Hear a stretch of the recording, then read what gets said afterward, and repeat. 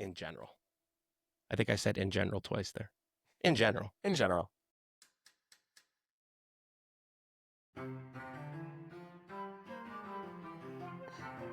All right, everyone, warm up those brains. It's time once again for the Get More Smarter podcast. This one here is episode 230. I'm the Jason Bane you're more familiar with. I'm the Ian Silveri, the only one, it turns out. This week on the Get More Smarter podcast, the race for the worst job in Colorado politics is back on. Who among us gets to be the next chair of the Colorado GOP? It won't be either one of us. Then, who wants to Chuck Schumer? It could start with one of Colorado's U.S. senators. And finally, our least favorite member of Congress from the 8th Congressional District, yeah, we're just going to start calling him that, continues to follow in the footsteps of former U.S. Senator Cory Gardner in his quest to be former member of Congress, Gabe Evans. And he's doing a great job. But first, we take a trip back in time and a trip to visit our neighbor in the north. That's right, Canadian Jason Bane is back on the podcast after a 4-year hiatus. We ask if his move to Canada after the first Trump election in 2016 was a good choice in retrospect, and if Canada is still accepting American applicants. Take a listen. It is now my great pleasure to reintroduce to listeners Canadian Jason Bane. A long time ago, Jason had this idea where we were going to find all these guys around the world named Jason Bane, and there's a lot of them apparently, and just interview them about American politics on the podcast. This is before, I don't know, we would get like elected officials or reporters or people like that to join us on the show. And 4 years later, the last time we talked was back in May of 2021, we asked Canadian Jason Bane, who is still Canadian Jason Bane, to come back on the show and let us know how it's going, especially because, well, unfortunately, our president has been making some pretty weird moves as it relates to our neighbors to the north. So, Canadian Jason Bane, welcome back to the Get More Smarter podcast. Hey, thanks for having me. It's always fun to talk to you guys. Remember, I guess we should clarify that we call him Canadian Jason Bane, but he's not. He's really American who moved to Vancouver, where he's an IT professional. So that's right. It's just shorthand for us to make it easier. Can we ask if you have Canadian citizenship and American citizenship? Are you a dual citizen? Yeah, they naturalized me up here a couple years ago. That's great. I don't know Congratulations if that was on their part, but yeah. I think there's no backsies, probably, right? Well, let's start back at the beginning a little bit for our newer listeners. How did you end up going from California to Canada, and why? Well, there were a lot of thoughts running through my head, but I think the biggest reason why I looked into it was because I heard what Trump and his allies were saying, specifically demonizing immigrants. And this is back in 2016.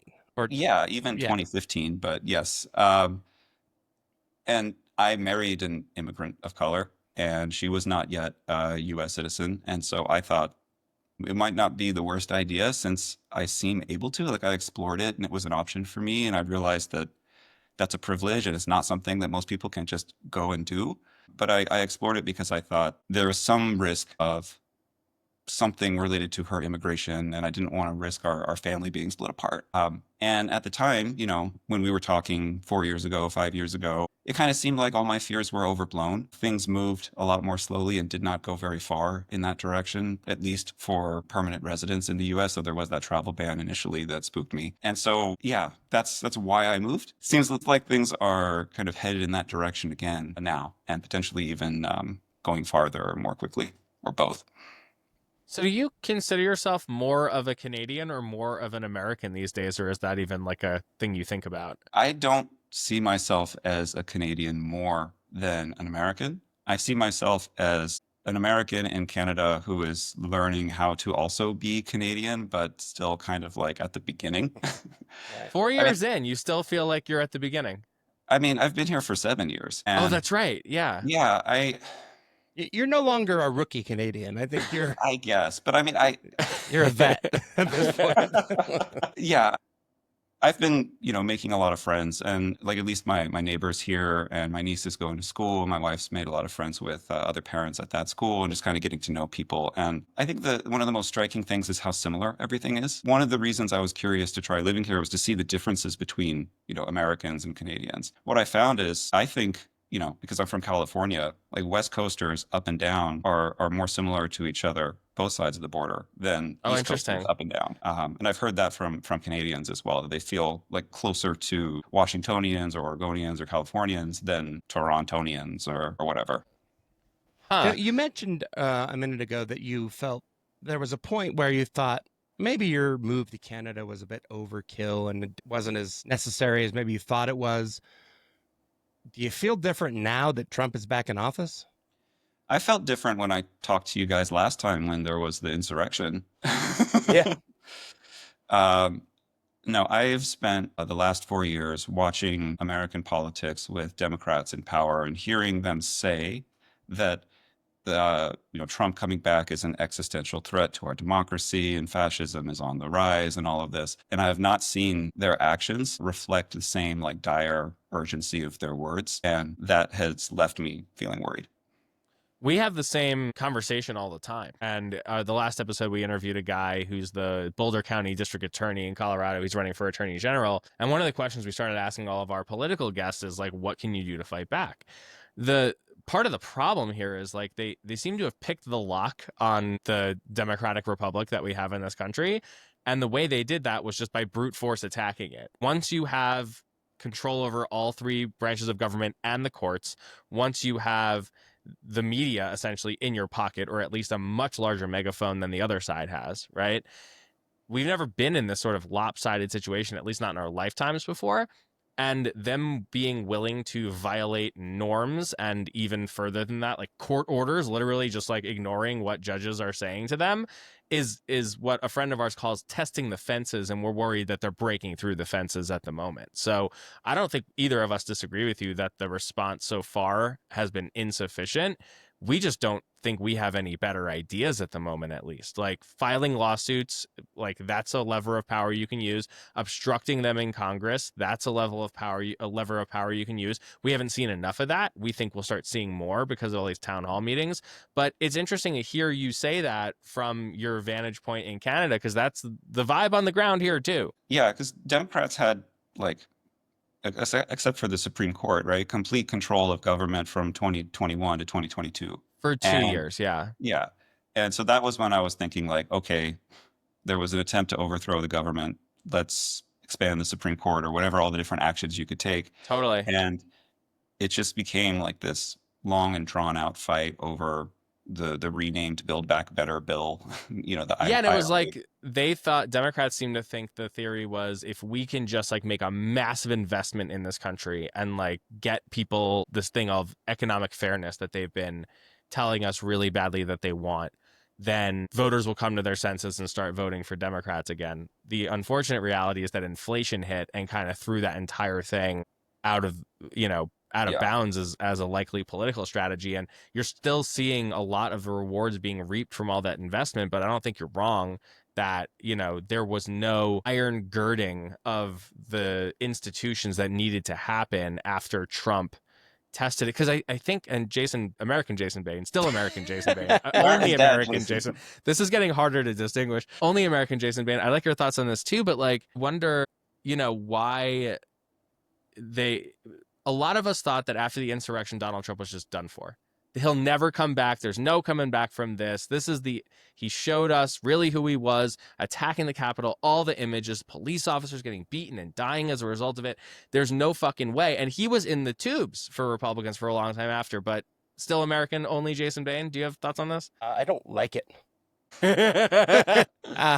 I could elaborate on my thoughts, but I think I'd rather hear more from our friend to the north. Let me ask you, what has been your reaction to the stories that President Trump wants to make Canada the 50th? Look, I moved to an entire other country because I was concerned. And so Right. if he wants to conquer that country to get me back under his leadership, It's all for that For reason, 7 yeah. years, it's just like we got to get Canadian Jason Bane back on American soil one way or the other. If that actually happens, where are you moving next? I don't know. Like, I'm older now. I'm raising my niece with my wife. I am not about to kind of up and move a second time. I'm I'm going to be in it with everybody else. Do you guys take this as a legitimate project? Like, are Canadians actually concerned that America is going to try to economically, militarily, or politically annex your country? President is saying it explicitly, as is his Secretary of State, as are others in his administration. So why should we not? Yeah, we have this really disorienting thing that we talked about a couple weeks ago, which is like Donald Trump is the biggest liar in the known universe, but not about some things, like including this, it seems. So that's like hard to square. So you're taking this pretty seriously. I don't know if there's going to be like a military invasion eventually. From what I've read, Canada is not very defensible initially. But in terms of the risk of insurgency afterward, I've seen people draw parallels to Ireland in the 60s, 70s, 80s, 90s. As far as economic war, which seems like it has been declared and is currently being fought, there's like an incredible solidarity amongst Canadians that wasn't there like a couple months ago, which has been pretty amazing to behold. There have been some, like just talk about the Canadian flag as a symbol. There were some Canadians who didn't feel comfortable flying the flag as usual when the residential school thing happened a few years ago, where they were discovering hundreds of bodies of children at schools, like Native children, Right. that were kind of put in these Catholic or other schools, and they died, and they just buried them in the backyard, maybe for abuse, maybe from disease. And there were a lot of Canadians who didn't feel comfortable flying the flag, and I think in the wake of that, there were the border protests here in 2022, as well as occupying the capital, Ottawa, where the Canadian flag came to be seen as like kind of like a far right symbol, or at least to some people, if you were flying like a pair of small Canadian flags on your truck, that meant that you were, super conservative and all of that. That seems to have like changed again in the past couple of months. Now people are waving the Canadian flag proudly, and it's understood to mean, in support of this country's continued independent sovereignty and in defiance of the United States. And so in like an economic war situation, people are reading labels at the grocery store. If it's not like it has to be Canadian, it's just, it can't be American. So they'll buy stuff from Europe and other places, right? And It's like a silent tariff in a way. yeah, there's like a Interesting. unofficial international kind of like not very organized boycott of the United States happening in all other parts of the world, or not all, but like many. If the US is saying, we're going to try to annex your country by grinding your economy into the dust, then, Canadians know that we all participate in the economy. And so we're going to strengthen ourselves here as much as possible to make that as unlikely as possible. Well, we're very sorry because we don't want it. We don't want it with you guys, man. You're our neighbors. You're our friends. Like, we don't want it with Mexico. We don't want it with Canada. Like, we don't want it with anybody. It's real upsetting to us down here. On the flag thing for a second, I mean, you see this like sort of gargantuan American flag behind me. I kind of have the same theory, which is like, for a long time, Bush, Reagan, and then again with Trump, they tried to weaponize this thing as a symbol of right-wing ideology, and I just refuse to let them do that. This is like the symbol of the country that I live in too, and the thing that I stand for, where my values are, so I'm not going to let them do that. But we had our own reckonings with racism over the last decade or so as a country, and we had the same kind of thing that you guys experienced up there with those boarding schools, where like it became hard to be patriotic when you really contemplate the negative parts of your country's history. But I won't let them own patriotism, because if they do, they get to stake claim and then drive a harmful agenda. Yeah. Just digging in on the economic point you made for a second, we see lots of photos of shelves in like empty liquor stores, especially like devoid of American products. Is there like a national sense of like boycotting American products? Is it the tariffs? Is it the aggression from Trump? Like, what's the reason? I mean, it's all that plus the exchange rate. Don't leave that out. Explain that to us, because we don't think about this at all. Sure. So right now, one Canadian dollar is worth about 70 US cents. In 2013, as a recent high, they were about equivalent. When I moved here, it was just below one Canadian dollars, like 80 or 78 cents. And so I have seen it kind of drop since I've been here. But that has limited, I think, the desire for people looking to save money to buy American products, or to drive south of the border and visit stores in Washington or wherever. But that just kind of makes it easier to act in a way that is like with national unity in mind. But there have been counter tariffs. There's a surtax right now. So if you go to the United States from Canada to do, say, grocery shopping, which is something that I used to do on a fairly regular basis, like I love Trader Joe's, I don't have it here. And if you go now, you have to pay a 25% surtax on a lot of the groceries you bring back. Unless you stay overnight. If you're gone for at least 24 hours and you get like a 200 Canadian dollar personal exemption, in 48 hours, it becomes 800 Canadian dollars. So if you're going to stay the weekend, fine, but they just it's going to be that much more expensive anyway. And aside from that, everybody is just kind of pulling together, just talking to people who are, born in Canada and have been Canadian their whole lives. Like they are checking labels at the grocery store. And it's not just what products you buy, it's also where you shop. There are not enough Costco's in the Vancouver metro area for everybody. And it's always like a pain to go to one. It's super crowded, hard to find parking. Maybe it's kind of chill now. Maybe the number of people in the store is like half of what's normal just because it's an American company. Wow. And it's one of the better American companies. Yeah. That's a shame. Yeah. There was a recent story in The Guardian that actually you brought to my attention about a Canadian woman who was sent to an ICE detention center for 2 weeks after she just went to renew a visa to continue working in the U.S. How did that resonate with you? Well, the interesting thing about the story, the point of it was the conditions of the detainees, right? I think at least right now, they are looking like border agents are looking for people who have anything wrong with their visas.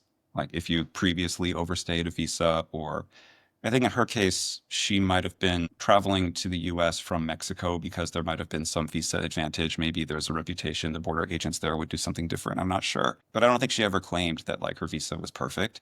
The point is okay, if your visa is not good, then you have to leave. But why does that mean going to a detention center? Maybe if Mexico is not going to take her back when she's refused, she has to go somewhere. But I think, a Canadian passport would allow her to go into Mexico for a day. I don't understand it all. But yeah, there have been a lot of news stories lately about people who are not U.S. citizens experiencing issues traveling into the United States. There was a punk rock band called UK Subs. I saw this story. Yeah. Yeah. I'm a fan. Yeah. Yeah, they were refused entry, or at least most of them, all but one of them were. They were not taken into detention. They were just put on a flight back a day later. There was a Canadian folk duo that and was it's because they have songs and were carrying materials that were critical of the administration. That is the reason. It's not like Border Patrol agents or TSA agents are super punk rock and they understand the UK Subs. They looked through their stuff and said, you're not welcome here because of your political views. That's very scary stuff. Yeah, I read that there was a sheriff in Ohio that pulled over a folk band, a folk duo from Canada, and harassed them. And I think a Canadian MP was talking about that and denouncing the harassment. There was a French scientist that came to the U.S. for a conference not long ago, and they searched his devices, found some anti-Trump stuff, and basically said he had to turn around and go back. And yeah, there was a lot of that. And so when you ask how that resonates with me, I just feel kind of sad. Because, in the U.S. Constitution, it guarantees free speech, right? But there are some arguments does that extend to non-citizens or not? I don't think it really matters, because if some people in the United States can't speak freely, then it kind of chills speech overall. And so my reaction was wow, what does it mean to be an American where you have to watch what you say? You just can't speak your mind. That's part of being an American. And if that's going away, it feels like a pretty big loss. Does it make you second guess traveling back to the States, even though you have dual citizenship? Because I'm on this podcast saying things that could be construed. No, I have not seen anything about, U.S. citizens being detained for speech reasons that would be completely legal. That could change, but at least right now, no. I was just in the U.S. a week ago, visiting family. But I am, watching, keeping an eye. Don't know, so much has changed. Who's to say what will happen next or when? Right. We understand that schools in Vancouver are canceling trips to the U.S. because of safety concerns. Can you tell us any more about that?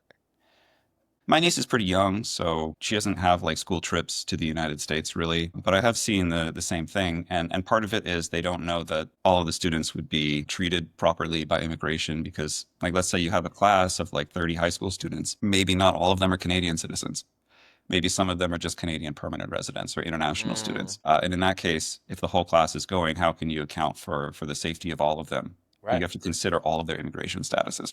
God, this is like as embarrassing as it is like frustrating to like hear this from you. Absolutely, Like yeah. I just like every time you tell us a new level of the horror, I get like more humiliated. This is a pretty significant vibe shift from the Biden years. Like, is this just as a result of Donald Trump being back? Like, was it overnight when he got elected that this sort of all these considerations started coming in, or was it like slowly over the first couple of weeks of the Trump administration when he started doing this weird shit like saber rattling and threatening economic sanctions and tariffs? I say it's gradually over a couple of months, but even from when Trudeau, when he was still prime minister, and his ministers taking that meeting with Trump at Mar-a-Lago before Trump was in office, after he won, which is normally not how it's supposed to work in the U.S., I think. You wait until you're president to start doing diplomatic meetings with foreign heads of state. Right. When he, when it came out of that meeting in the news that he was joking, quote unquote, joking about making Canada the 51st state, I think that was the start of it.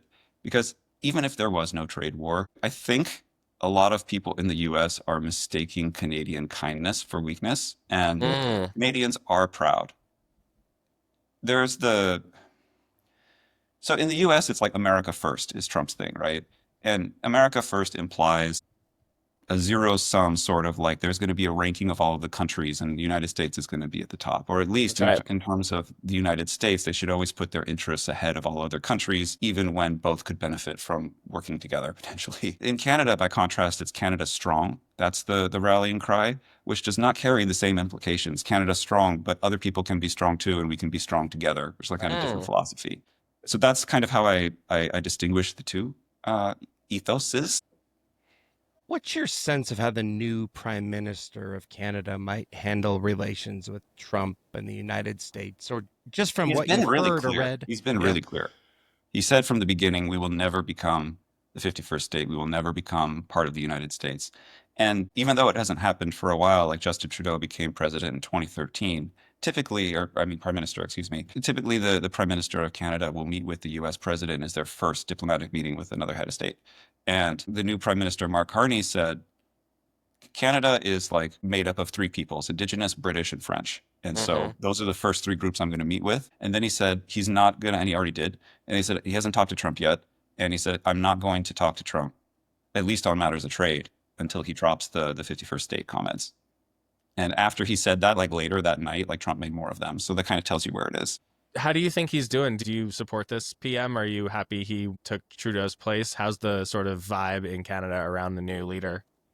Well, he won the leadership race in the Liberal Party with like 85% of the vote or something. Like Right. that was pretty strong of a mandate within the party. The news is he's going to call an election on Sunday that'll happen at the end of April. That's going to be like, it had to happen this year regardless, but that's also Right. going to be like a pretty big test. But the polls have changed a lot. Just like in the face of a common enemy, Canadians are rallying behind, I think, the Liberal Party based on the polling. The Conservative Party has lost support. I think the leader of the Conservative Party was not quick enough to stand up for Canadian sovereignty and condemn threats to annex the country. And there are It is absurd to even say it. Who still want to remain Canadian. Like a big part of the Canadian identity I've learned here, and I apologize to the Canadians I might offend by saying it, is a big part of the identity is defining oneself as not American. Like, Yeah. and that feels pretty good, I think, at the moment when the U.S. is doing a lot of things that most people don't agree with. But there are certain things like gun culture, et cetera, that are just like distasteful to Canadians. Not all of them, obviously. Sure. And so when the U.S. is acting this way, I think it is politically popular to stand up to it and to refute and refuse. Under the political leadership sort of thing, do you still think Canadians view the United States as a friend, or is that suddenly in question? I think Canadians still view Americans individually and as groups as friends, but I think all of the energy now is to strengthening other international friendships. So Mark Carney said now is the time to build more pipelines and ports and everything so that Canada and other countries can kind of trade around the United States instead of with and through it as much. Jesus.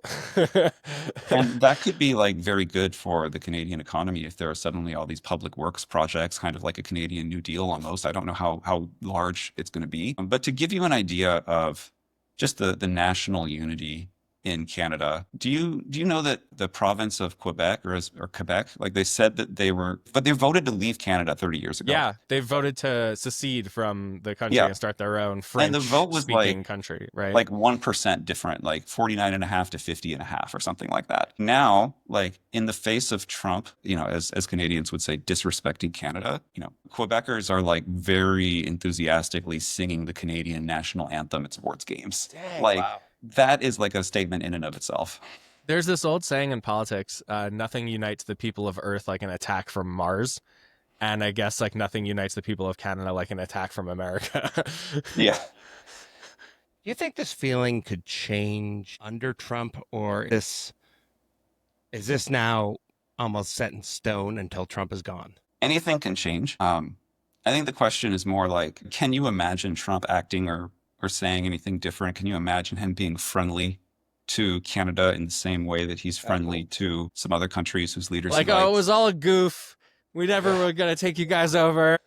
Yeah, I think at that point he would need to do something meaningful to make amends.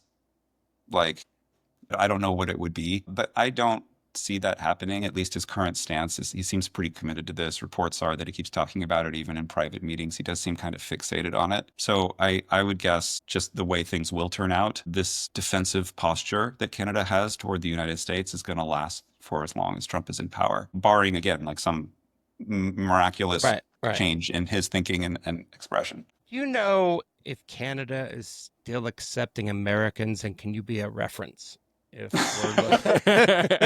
So there's different visa programs, and like I don't know if I would be able to come to Canada now versus when I did, because different jobs are in demand now than 7 years ago, 8 years ago. What about podcasters?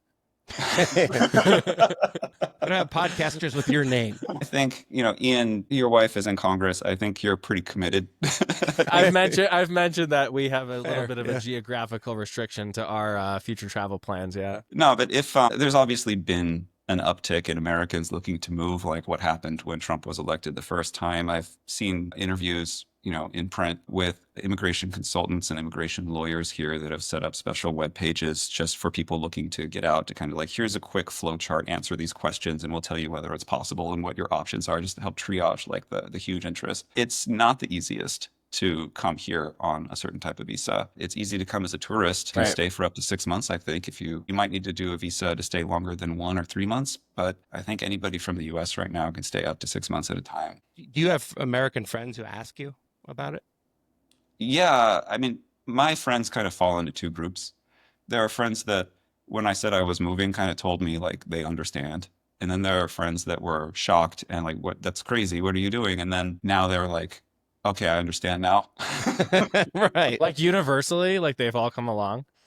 I mean, I haven't talked to all my friends lately, but the ones that I have, mostly, yeah. All but one, maybe. I gotta tell you, man, I know you fashioned yourself as like a person who like doesn't, you're not a professor or a politician or anything. This has been an unbelievably enlightening conversation again. Like I remember how insightful you were 4 years ago, but like, thank you for talking to us again, because I think we kind of intellectually knew that this was not great, but to hear you say it and what it means for you and your family and your relationships and how you think about our partnership or our neighbors or whatever, like, I think really adds another layer to how we're experiencing it too. So thank you so much.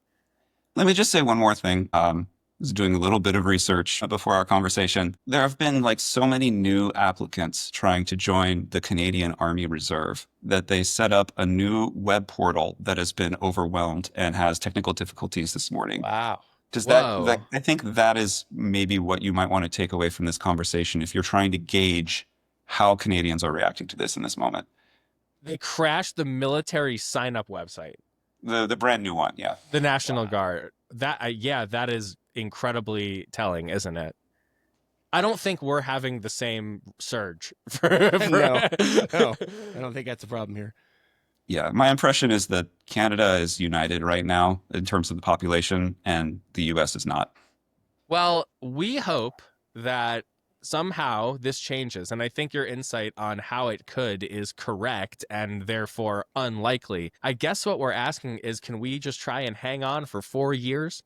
And can we check in with you again at some point here to see, assuming that this unfortunate misadventure into trying to annex you guys continues and doesn't abate, can we reach back out and have another conversation with you in a couple months or a year to see how, if things have changed at all, or what's our relationship like, or if the Canadian military is now twice as large as the American military? Yeah, and I'll do my part. I'll keep doom scrolling, so I'll be up to date. Perfect. Well, Canadian Jason Bane, Canadian American Jason Bane, our other Jason Bane, thank you so much for talking to us today, for explaining what's going on up there and how our relationship has changed. We're glad our relationship hasn't changed, but thank you so much for coming back on the Get More Smarter podcast, man. It was great to see you.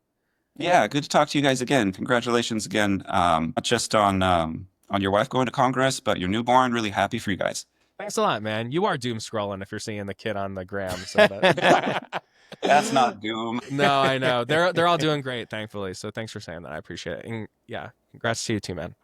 Thank you. We really appreciate it. It's Man, so funny how randomly this worked out. Like he's become one of my favorite guests, and this was just such a random thing that we did. Was this his second or third appearance? I was trying to remember. At least third. Okay, that's what I thought. I thought we had talked to him twice before. He's great, and he's an amazing communicator, and now he is officially, I think we have to call him not just Canadian Jason Bane, but the Get More Smarter podcast official Canadian correspondent. Yeah, probably. Maybe an official Canada correspondent. We also need to, one of these days, we keep talking about it, but we got to get back to finding other Jason Banes to interview. Isn't it Jason's Bane, like attorneys general? I don't remember what we decided, but we'll have to take Andrew Bauman, friend of the show, up on doing that Jason Bane focus group if we can find enough of them. Can't wait. That would be hilarious. All right, we start this week with the Colorado Republican Party and our game of groans. The state party is continuing its efforts to force people to come up with more extreme phrases than dumpster fire. Landfill inferno. Yeah, that would work, I suppose. There are two big things happening on the last weekend in March that are noteworthy. Republicans are going to elect a new state party chair. We're going to get to that in a minute. But first, Republicans are planning their annual fundraising dinner with keynote speaker and Nazi enthusiast Steve Bannon, assuming they can find somewhere to do it. Yeah, I think it's moved venues, twice already? At least twice. Yeah, once from Denver to the Springs and then recently canceled in the Springs. And as of this recording, are they trying to scramble to find a new place or have they found one? They may have found a place called the Former Boot Barn in Colorado Springs, which is funny. These guys in fucking boot barns? Is there some kind of... I don't know. Remember they had their weird assembly in a boot barn parking lot? The boot barn pushed... What did Kyle call it? I can't remember. Kyle Clark actually brings that up in this segment for 9 News. Take a look. Hold on, let me grab it. Amazing. And then we had the same idea on the boot barn thing. Well, because it's fucking weird. It is weird. Doing shit in boot barns. The Colorado Republican Party is having a hard time finding a location for its biggest fundraiser of the year. They announced MAGA strategist Steve Bannon would be the headliner one day after Bannon made headlines for delivering a straight-armed salute that he insisted was absolutely not a Nazi salute. You can imagine businesses might be wary about hosting someone hoisting one of those to a cheering crowd. Well, now it appears several hotels have allied their powers against the axis of Bannon and the Colorado GOP. The Denver Tech Center Marriott says it told the GOP to stop advertising the event there. The Colorado Springs Gazette says the Antlers Hotel in the Springs abruptly canceled on the party next. At this point, the Colorado GOP just needs a space with seats, a stage, and a tall enough ceiling that Steve Bannon can extend his arm at a perfectly innocent 45-degree angle. Gazette says the Republican Party has now found such a venue.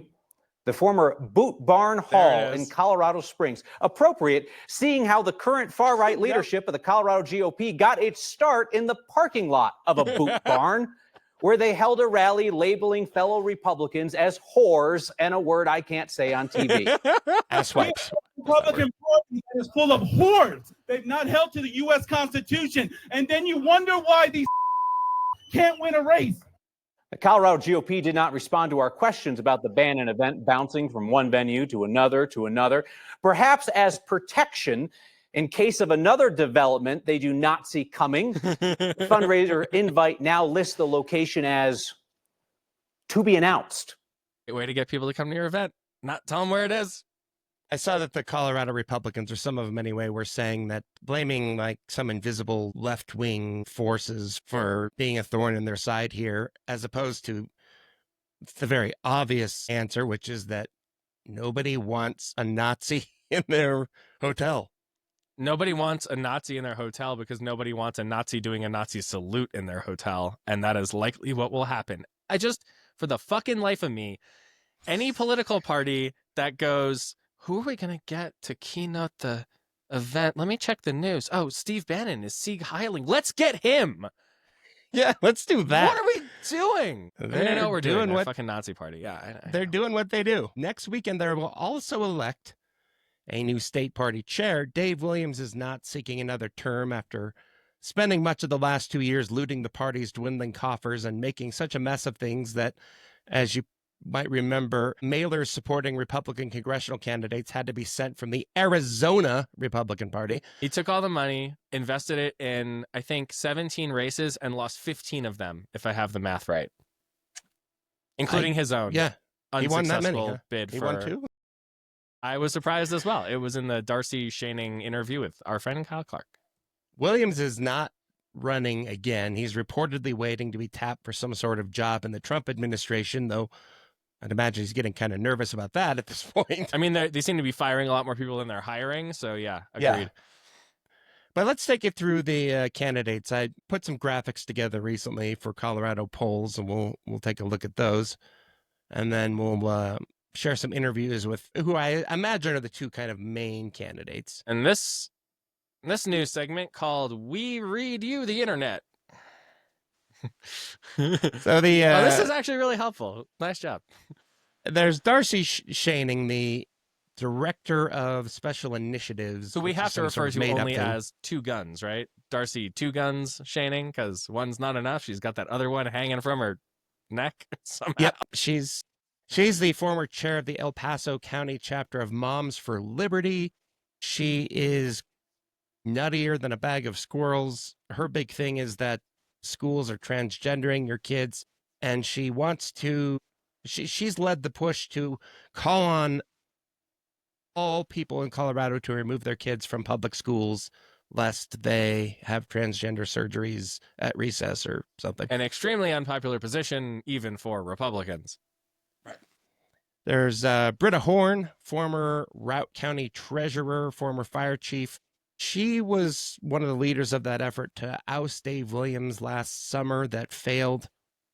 And she's got some fantastic hair. She's sort of the anti-Dave Williams candidate, I would say. I mean, I think, we're oversimplifying, but in essence, that's what as much what anti-Williams as you can be in today's Colorado Republican Party, but she's still very Trumpy. That's right. There's Kevin McCartney, whoever that is. He's hoping to win on the sort of like Russian theory of having a name that's familiar to others, like Kevin McCarthy. I guess he's former Mesa County Republican Party chairman. He ran in 2023 for the chair and lost to Dave Williams. So he's sort of also another not Dave Williams. There's Lori Sane, a former state representative and county commissioner in Weld County, who once tried to take a loaded gun onto an airplane. I am glad that you correctly put that bullet point in the qualifications section, because it is going to help her bid. Yes, I got arrested for trying to take a loaded gun on an airplane. Vote for me, and the crowd goes wild. Yeah, it's essentially her top talking point at this point. And then there's this weird ticket of former state rep Richard Holtorf and Danielle Neuschwanger. Wait, are they running as like co-chairs, or? I think Neuschwanger would be the vice chair. I don't it's not totally like understand. A twofer, like a BOGO, like a BOGO chairman. I don't know. Either way, you get both of them somehow. if I don't know. Holtorf was a state representative, ran for Congress in the 4th congressional district, got nowhere. Neuschwanger ran for governor in 2022 as a Republican. Never remember that. She lost, although she did win. did she not win the nomination at the convention, I believe? If I remember that correctly. This history has escaped me fully. Because and then no Republican was going to be governor of Colorado, so I kind of just waited until the nominee to engage at all in that race. She eventually ran as the American Constitution Party candidate in the general election. Now she's running for Republican vice chair, or I don't know. So for me, I hate this party. Right. And left it. That's good. Well, I mean, they all hate each other, so I don't know how that's a terrible talking and I point. think in this conversation, we have failed so far to mention, and we should probably ask him to get back on the show, that friend of the show, Shad Murab, was recently reelected chairman of the Colorado Democratic Party with no bullshit. Yeah, kind of the way it's supposed to be. If you're doing a good job, like Shad is. That's right. Kyle Clark of 9 News has been talking with the various candidates. As we mentioned, we'll focus on the two who I think are the most notable. First is Darcy Schoening, the Director of Special Initiatives, who's been speaking on behalf of the party mostly in the last couple of months. She seems to be the person that the Dave Williams crew is pushing ahead. And knowing Colorado Republicans, that will almost certainly doom her bid, because whatever anybody who's currently in power wants, they just seem to want the opposite. Although, unless it's Dave Williams, I don't know. If for those of you who can't see this interview, Schoening has had so much, we'll say, work done on her face that she's having trouble operating the mouth. Well, here's an interview with Kyle Clark.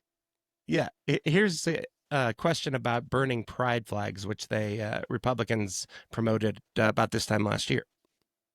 A number of folks in your party told me that they were really bothered by Chairman Williams's call to burn all pride flags and some of his anti-LGBTQ rhetoric. What did you think when that went out? Did you see that ahead of time, that call to burn all pride flags? That happened on social media. It was separate from the email that went out. But did you see that ahead of time? Did you know he was going to say that? I did not see it ahead of time. What did you think when you saw it? When I first saw it, I felt that it could have been messaged better. I think that his intentions were good. His intentions were in the right place. His intentions to have people burn all pride flags. Well, I think he was trying, let's put it this way. I think that he was trying to get media attention and get media around the issue, right? But the exact wording didn't play out well. I have made a commitment to the Colorado Republican Party that, I'm no different than Dave or anybody else in politics. We are all very passionate people, as you know, right? And one word or one phrase, burn all pride flags, or God hates flags, Made sure she didn't say the wrong word there. Repercussions for our party. So one of the commitments that I've made is that my communication. Here's one where every kind of Republican freak, diverse individuals. Here's a question from Kyle where he asks if you've ever said things you regret, and this is just classic Republican. Sometimes a little bit of aggression in our messaging is done for the reason that we know that people like Kyle Clark are going to take our message and amplify it. Have you said anything in politics that you regret? Oh, all kinds of stuff that you want to give me an example? Off the top of my head, I would say using the word pedophile, for example. I overuse it at times. I overuse the word groomer. So simple things like that, just overusing like terms. That's what simple accusations that would land because you in while jail I if they were have true. the vision for the Colorado GOP, I've been doing the work for years. I'm ready to jump in and do this fight. I'm not perfect, and I'm not going to say that I'm perfect. So just little words like that people can catch can make all the difference. I'm not perfect. I occasionally, mislabel people as pedophiles. pedophiles or groomers when there's no evidence. They Who do among it. us? There's Who certainly among no us? social or potentially legal consequences for doing anything like that. We don't need to play this last one, but I think. But Schoening again doubled down on her call for all Coloradans to pull their kids from public schools because otherwise they'll all be transgender. Again, an incredibly unpopular and unworkable position for the vast majority of people in the state. Yeah, and it's just silly. On the other hand, there's Britta Horn, who, as we mentioned, is essentially the non-Williams candidate. She's got some bonkers hair. Here she is talking about why she's sort of maybe the anti-Williams candidate, but maybe not. I don't know. Not a great message. And start working on it and start growing toward that goal to win more elections. Mm-hmm. You've been right in the middle of the Colorado Republican Party's infighting over the last couple of years. You were a leader of the failed effort to get rid of the current state party chairman. Now you present yourself as the unity candidate for the party. How can you lead the resistance one day and then be the unity person the next? I don't think it was ever a resistance. I think it was a whole bunch of 150 people that saw the bylaws. We wanted to exercise the bylaws, see what they meant, and see how they worked. And it would have been just so much easier and such an easier way to get it done if the leadership showed up and talked to us. It was definitely an opportunity to be able to find out what's going on. But once I realized that in July and August, I said, I'm running. I looked underneath the hood. I'm like, there's a lot of pieces that are not in play and we're not competitive. It's time to be competitive again. Yeah, you voted for a new, different chair, opened up a separate office of the Colorado Republican Party, and went back and forth with lawsuits. It was a little more than just like playing around with the bylaws. Can I also just mention that, like, I think there are a lot of problems with the Colorado Republican Party and a lot of reasons why they're not winning elections. I don't think who the chairperson is even in the top three. No. Like, Dave was like stealing things and directing money to his own failed races and doing irreparable reputational damage to an already irreparably damaged organization. But it's the fucking ideas that don't work in Colorado. That's the problem. People don't like the ideas. It's the party promoting those ideas, right? Too. Like burn all pride flags. That came from the party. Yep. They make themselves. They're already in the pits, and like getting a lunatic like Shaning in there would like almost certainly just continue the downward spiral that's been happening since Dave Williams. But again, even if it's Brita Horn or one of these other people, I don't see them like suddenly being able to make the case to Colorado voters that like this is a party worth supporting in any meaningful way. My guess is that it ends up being Shaning because over the last couple of years, the right-wing MAGA freaks have taken over all the voting positions for those local caucus precinct chair people. That's right.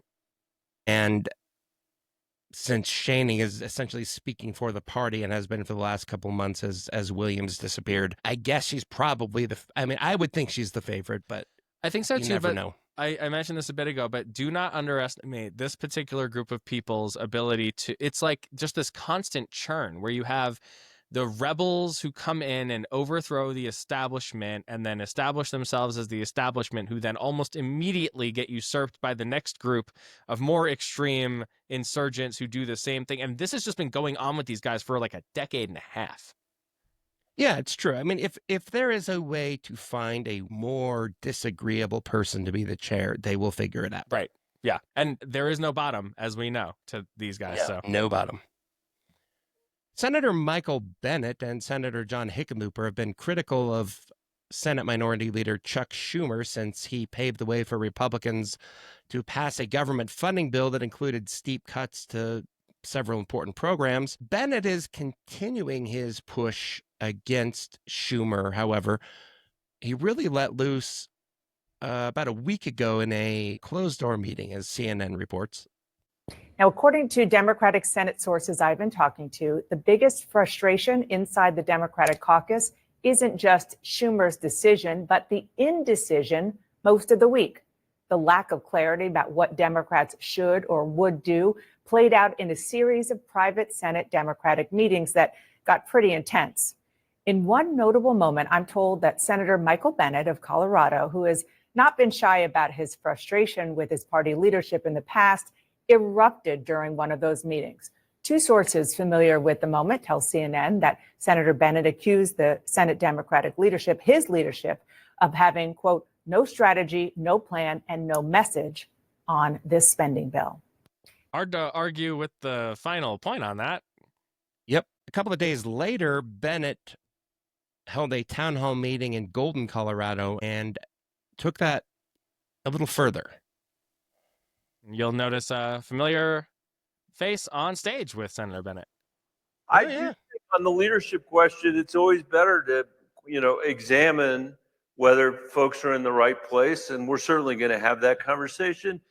You may remember that I was actually the first member that the Democratic caucus to say after Joe Biden's terrible debate with Donald Trump that we were going to lose in a landslide if we didn't do something different. And I went on CNN that night and said that. And I think that we had a tough election as we, had it. I don't blame Kamala Harris for that. I think she was put in a very tough position. But and I think Joe Biden deserves huge credit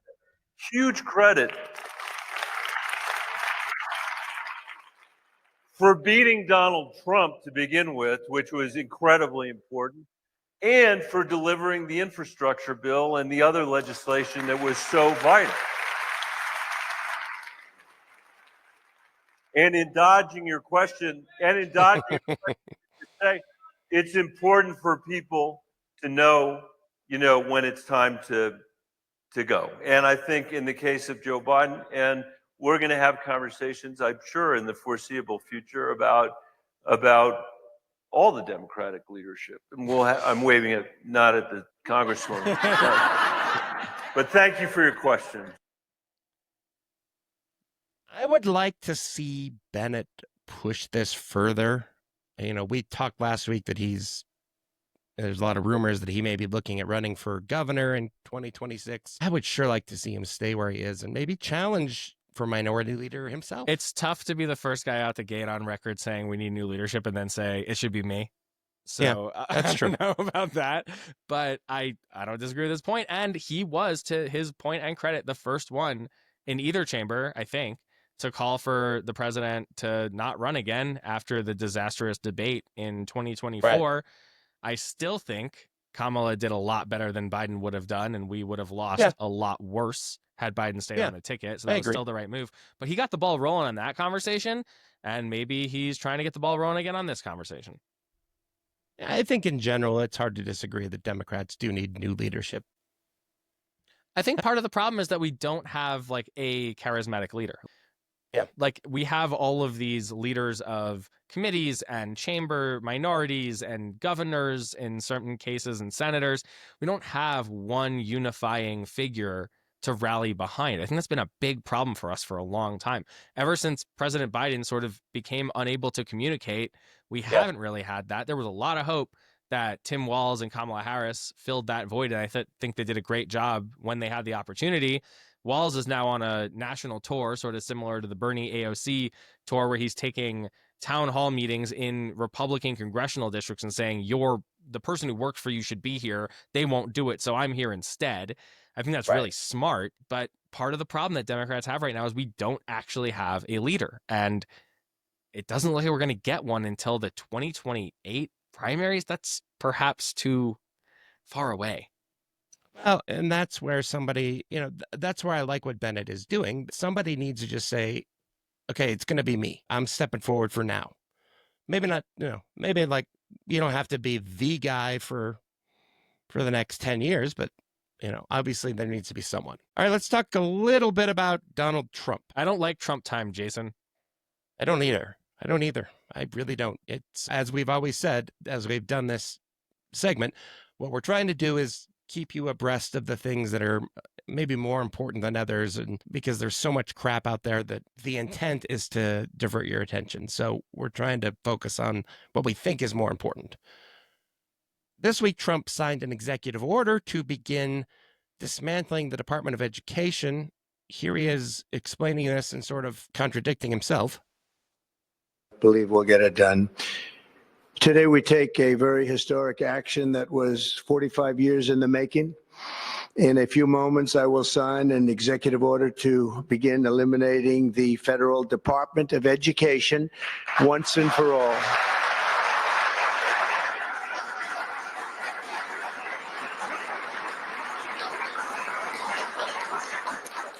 And it sounds strange, doesn't it? Department of Education, we're going to eliminate it. And everybody knows it does sound strange. And the Democrats know it's right. And I hope they're going to be voting for it because ultimately it may come before them. But everybody knows it's right.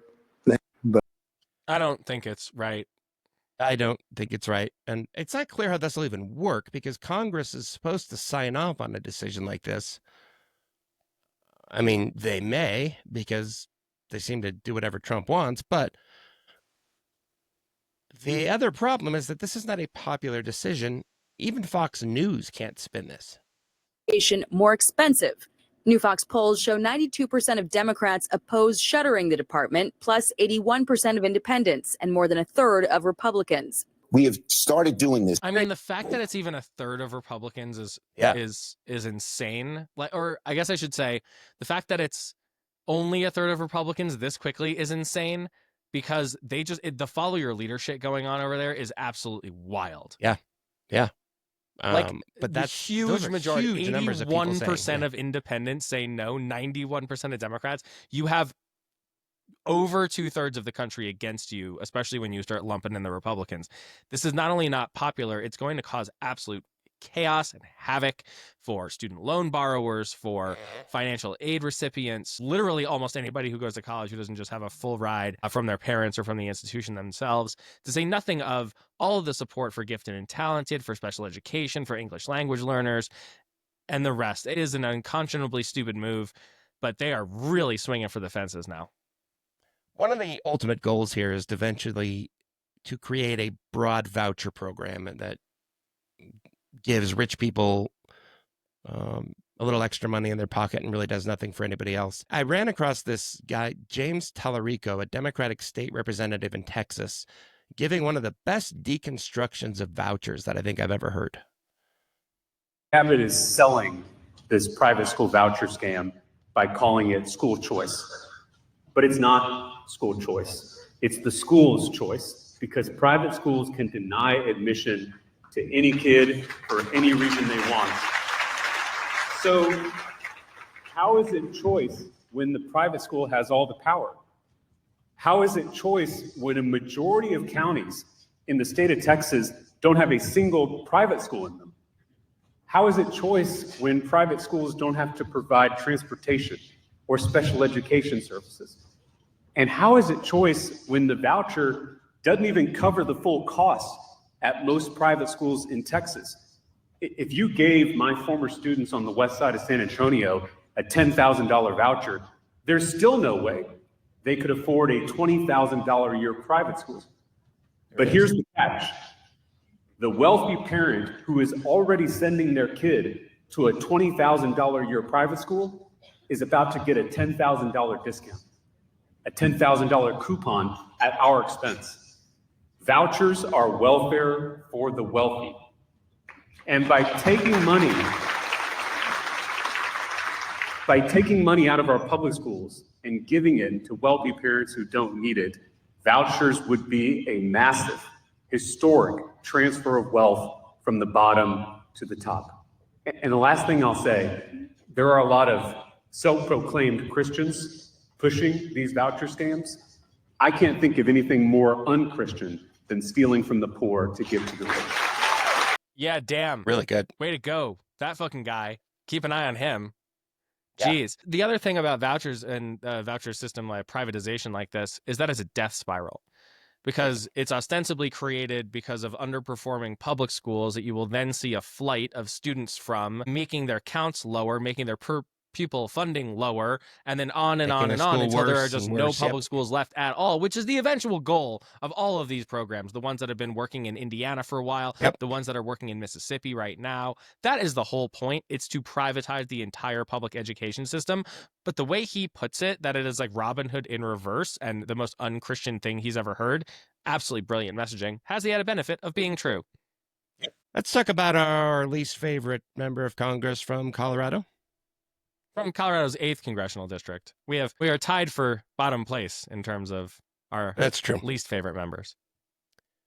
Republican Gabe Evans of the 8th congressional district seems to be following the old Cory Gardner playbook, which I don't think is a good idea. Get elected, sell your constituents out to Donald Trump, lose re-election. Right. Gardner's the former Republican senator who rose quickly from state rep to congressman to U.S. Senate in 2014. He's the last Republican to win a major statewide race in Colorado. This Heidi Ganala ratio will not stand. Yes, it will. He got crushed by John Hickenlooper in 2020, losing by 9 points. The Gardner playbook was basically 4 things. Stand around and smile. Ignore your constituents. Make strong statements that are demonstrably false. And then dodge reporters when asked to explain. The major problem with this playbook is it does not work. It doesn't work. Evans hasn't yet started dodging reporters, but I think that's coming soon because the lies he's telling are absurdly easy to debunk, even for somebody like Republican-friendly reporter Sean Boyd at CBS. This one from a very popular post of ours on Blue Sky.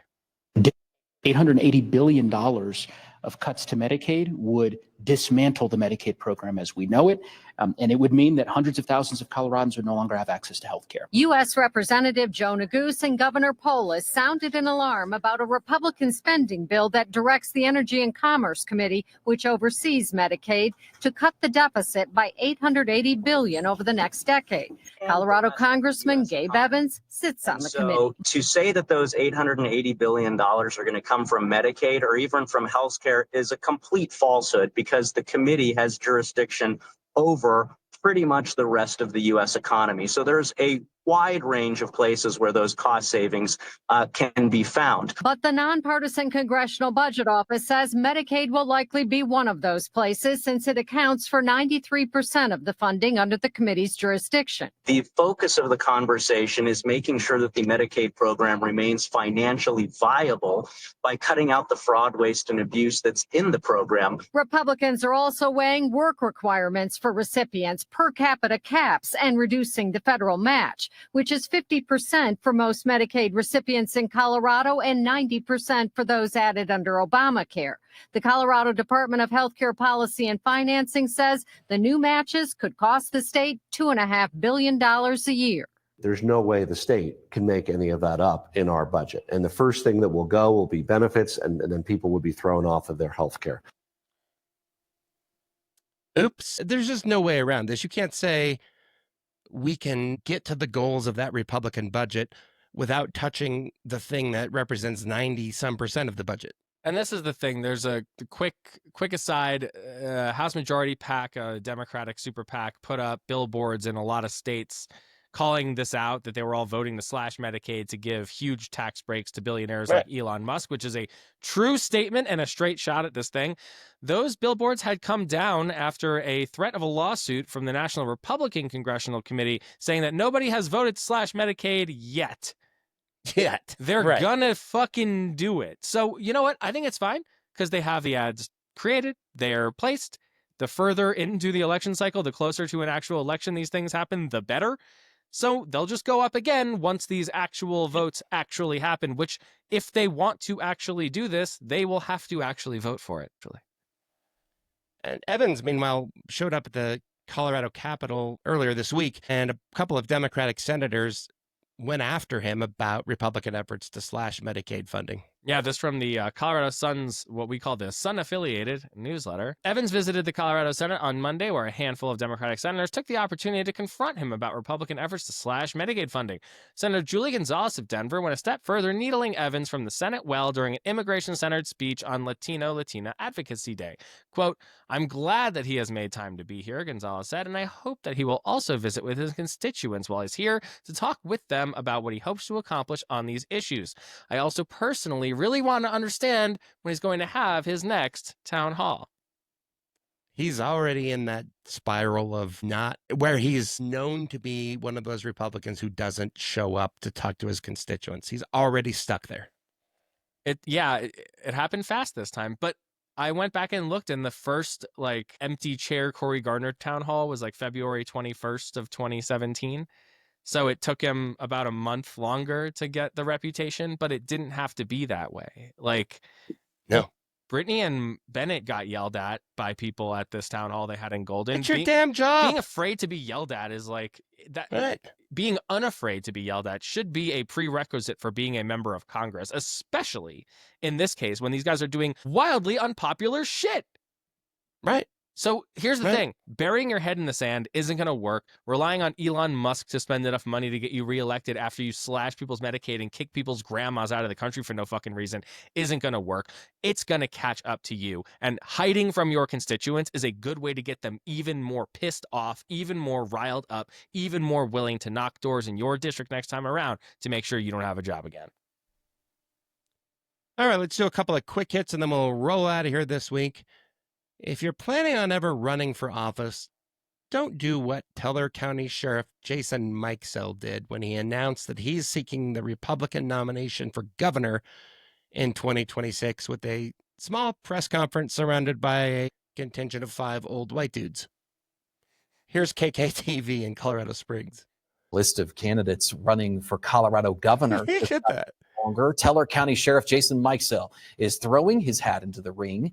Mikesell announced his candidacy for governor today outside the Pioneers Museum in Colorado Springs, surrounded by a small group of support. In the speech, Mikesell listed a number of crises facing Colorado, including crime, water, immigration, and a rural-urban divide. But he says the real crisis is a leadership crisis. I don't think there are dozens. A person who can deliver common sense solutions to fixing those issues facing the state. No. If you're a Republican running for governor, you kind of start off just like losing the argument because you can't win here, man. No. And to not even make an effort to look like you have a broader group of people supporting you other than these 5 old white guys. These 5 old white guys behind the podium with me, and then like the crowd shot is like the most generous framing they possibly could, and it had like a total of 3 other people in it. So yeah, this guy probably won't be governor. Let's do our FAFO of the week. Check out this focus group of Michigan Trump voters, as CNN reports. It is day 53. That's not what it feels like, though, in this whirlwind of President Trump's second term. And now some of his swing state supporters are expressing some buyer's remorse. They're sounding off in a focus group co-conducted by Axios. It's a group that consisted of 13 voters from battleground Michigan who voted for Joe Biden in 2020, but then for Donald Trump last year. Axios reported that most expressed frustration and worry using words like erratic, frightening, disruptive, dictator to describe their concerns. It's getting to the point where I'm almost scared to watch the news. A lot of his actions have just been disruptive and creating chaos. I don't think anyone would have voted for him if they expected to see what we're seeing now. I was voting for him based off of the economy the first time around, and I'm seeing a significant decline. It's very scary. A lot of fucking around and finding out there. If only someone would have warned them that this is exactly what would have fucking happened. If only there were like a big document, like, I don't know, maybe we could call it Project 2025. Yeah, that like would a have outlined project about 2025 that had specific page numbers you can now reference when talking about things like trying to privatize the weather, dismantle the Department of Public Education. You know, weird shit like that no one would ever do, right? Right, yeah. This is also, the media failed us so spectacularly on this because the way they reported on it was Democrats said Donald Trump is going to enact Project 2025. Donald Trump, who has never told a fucking lie in his entire life, said he won't. Back to you. Right.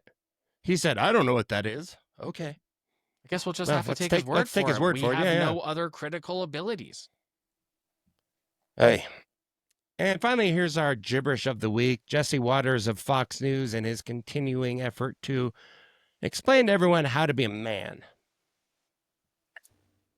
Well, his nickname's Tampon. No real man has a nickname like that. Well, that's what it is. I'm sorry. I didn't make it up. He wants them in boys' bathrooms. Real men don't talk about how they can beat other guys up. They don't talk about how masculine they are.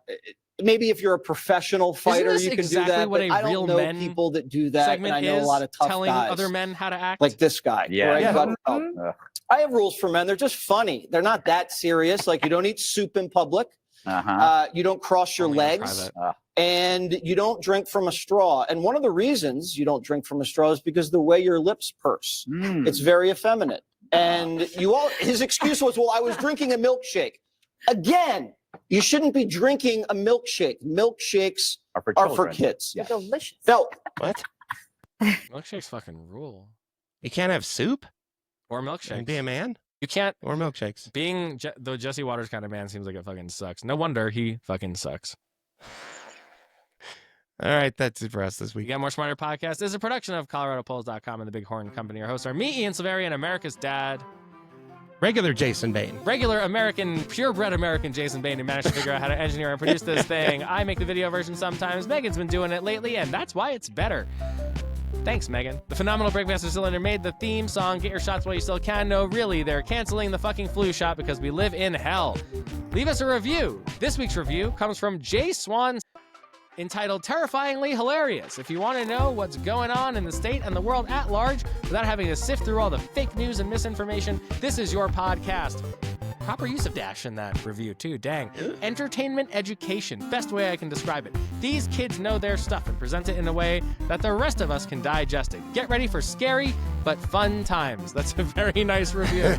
If you leave us a review on Apple Podcasts, a comment on Spotify, or reply to a post on Blue Sky, or just email or text us, we'll read us on the air. Usually subscribe on YouTube, Apple, Spotify, or wherever you get your podcast. Rate the show and leave us a review on Apple Podcasts. If you got more smarter, it actually helps us a lot. Find us at getmoresmarter.com, where you can sign up for bonus content that I will start writing next week. I'm back at work, unfortunately. And please send all angry and non-angry rants to angerrants at getmoresmarter.com, other shit to Ian at getmoresmarter.com, and other shit to Jason at getmoresmarter.com. Thank you so much to our guest this week, Canadian Jason Bane, and thank you so much for listening. We'll see you next time.